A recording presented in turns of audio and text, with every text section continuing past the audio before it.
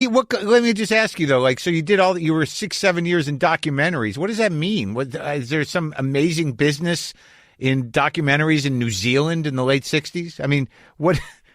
Like, how was that an employment? Like, what were the documentaries about? Yeah, well, it was the New Zealand National Film Unit, and it was a government. Most people worked for the government in those days. Okay,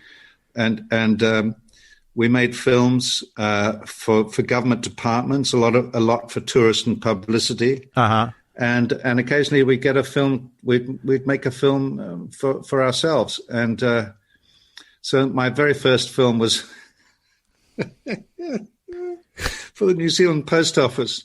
It was about telephone courtesy. Yeah, how to answer a phone and not offend people. And that was you acted in that film? No. I wrote it and directed it. So you had to bring another guy in, huh? Yeah, I cast my friends in these roles that I'd written. The New Zealand Post Office ran the telephones in those days. Yeah, different days. I mean, like, so what are you telling me? So at that time, did you know everybody on the island? I mean, how was there a lot of people there? Like, were you in those days?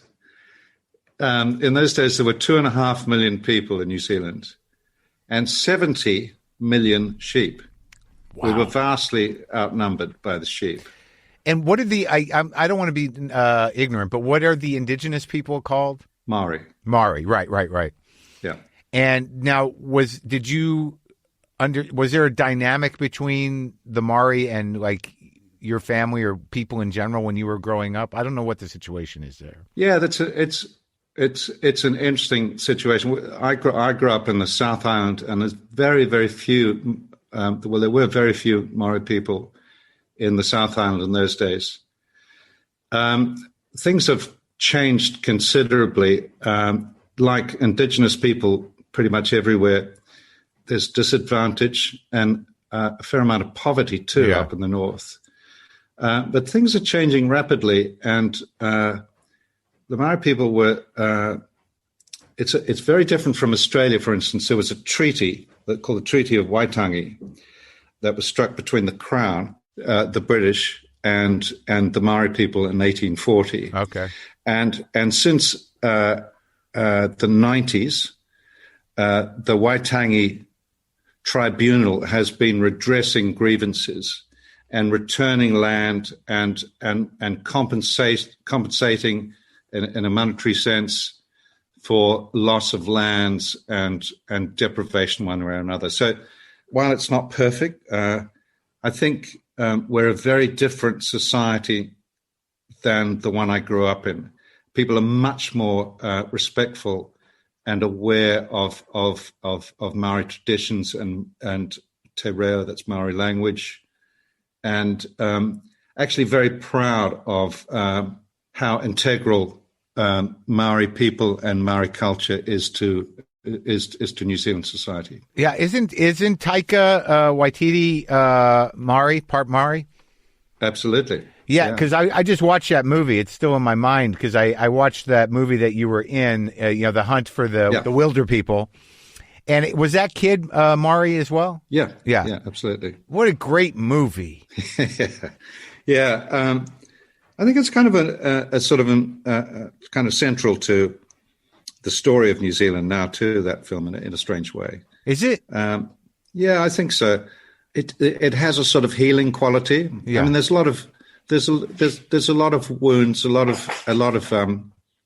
of blood in the soil in New Zealand. There were in the 1860s, 1870s, what were known as the Maori Wars when I was growing up. There's now known as the New Zealand Wars or the land wars. And there's still a lot of bad blood, but a film like Wilder People has the effect of bringing people together rather than separating them. Yeah, it's beautiful. So it had a profound effect on the culture there. That film in particular, it played well there. I'm not sure about profound, but it had a big effect. Yeah. No, it's a beautiful movie, and I mean, it's just sort of interesting. I watched the Rams movie as well, and I like this version of you. This kind of like, beaten down, aging, emotionally stifled. Curmudgeonly. Yeah, I read somewhere once that Gregory Peck would make notes on his scripts, but on most pages he would put these 3 letters at the top of the page, NAR. And someone asked him, "What does NAR mean, Mr. Peck?" He said, "No acting required." Well, I mean, it seems like what kind of animals you got on the vineyards there? You got what? Is that a farm? Do all vineyards have animals? How does it work? Do you have to have animals? What do you do with the animals? You're making wine. Are you butchering animals too, or you milking them? What are you doing? Do you make milk?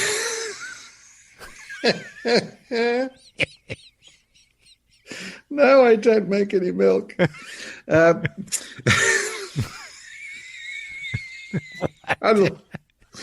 love the innocent premise of that question. No,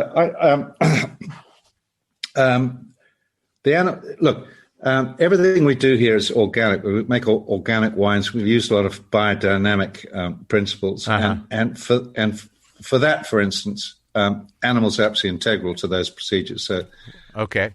Highland cows have big, scary horns, and they're sort of shaggy, and they produce, to put it as pleasantly as I can, the best manure. Okay.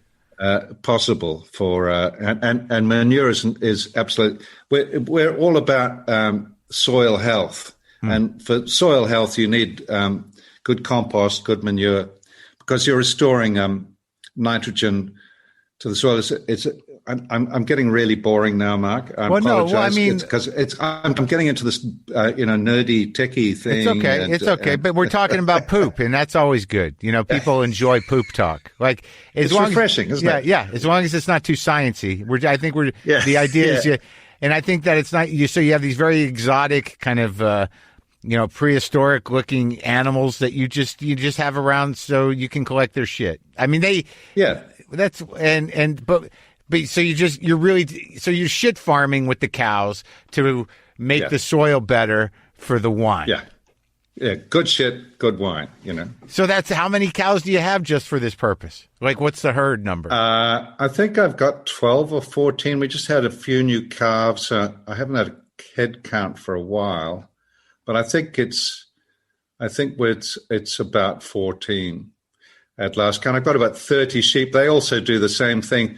They're on weed control too. They instead of spraying the place with foul chemicals from who. Yeah. We I don't use know sheep who. to, like Monsanto. Yes, it is. Monsanto. Well, like Monsanto, right. Yeah, obviously. Yeah. So okay, so you use sheep poop to kill bugs? Weed control. We don't. Bugs aren't such a problem here, but weeds. We get a lot of competition from weeds. So sheep poop kills weeds? No, they eat the weeds. Oh, got it. Okay, got it. So how many sheep you got?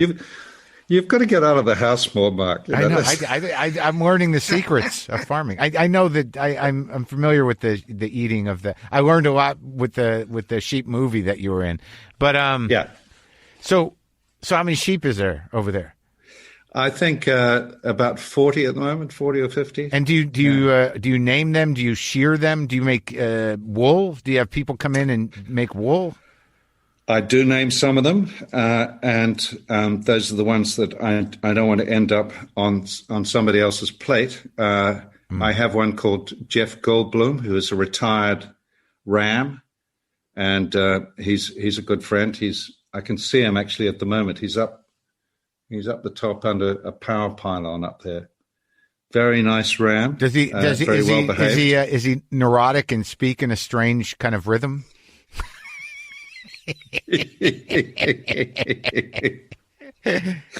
Yeah, there's a lot of humming and hawing. Well, that's nice. So there's no one's getting killed unless because in 2 movies I've seen you in, there was just a massacre of animals. And I'm happy to know that it's like just just terrible. It was just terrible. No, there's look. I have to say, look, if you want the sordid facts, in any given year we might get 24. I think we got 24 lambs this last season. 12 of those will be boys, and 12 of those will not. And the boys will not make it to the we bring in a new ram. You just need one ram for the flock. Yeah.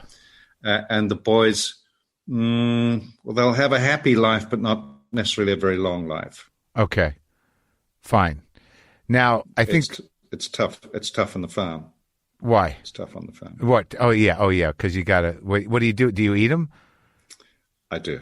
Yeah. I'm you don't have to be ashamed of that. I would think that even people, like, you're doing it correctly. You get to know them, and then you tell them to look the other way, and you murder them, and then you chop them up, and you eat them. Not everything's used. You make soup with the bones? I mean, if you make soup with the bones, you get the bones to the dogs? How many dogs you got over there?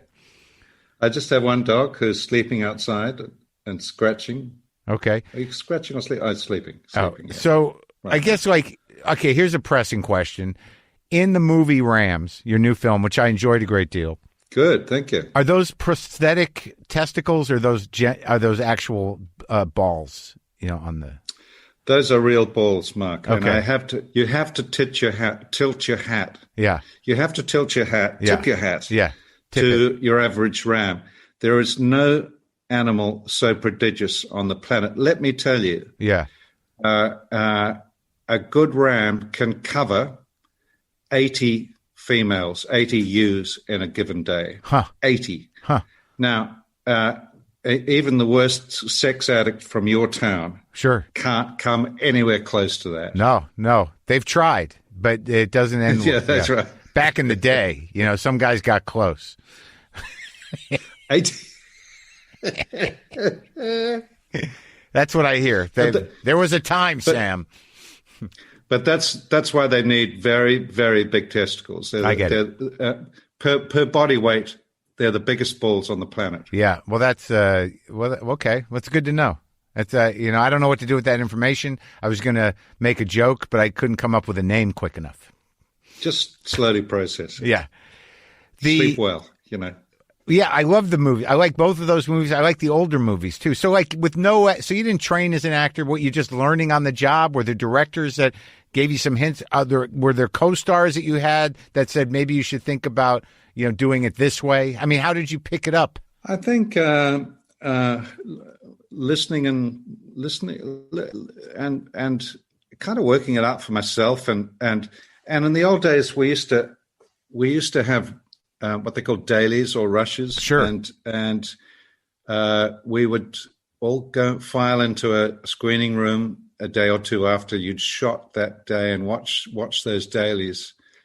And I learned a lot from that, just going, oh my God, what did I think I was doing there? Oh no, it's worse. It's worse. Don't do that again. Right. And I learned a lot from that. I learned a lot from other actors, just watching and observing who I liked and who I didn't like, and that guy's good. Who? Like who? But also, so many. I mean, like what was one of the first guys you're like, oh my God, I got to figure that out.